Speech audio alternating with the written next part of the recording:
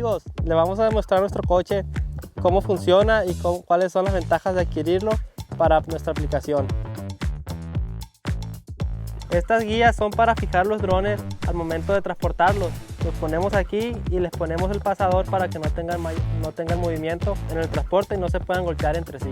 Con el generador de JI que carga las baterías en un menor tiempo, ahorrando casi la mitad del combustible que usa el generador antiguo. Y a este lado tenemos la olla de batido, que es propulsada por una motobomba de 2 pulgadas para hacer las mezclas. A trabajar lo que es una circulación para que bata sola. Por este lado tenemos la manguera que sale agua limpia, ya sea para lavarse las manos o para limpiar otra cosa. Este coche fue hecho por nosotros de acuerdo a las necesidades que teníamos en las aplicaciones, haciéndolo más eficaz y más rápido para en el caso de los vuelos.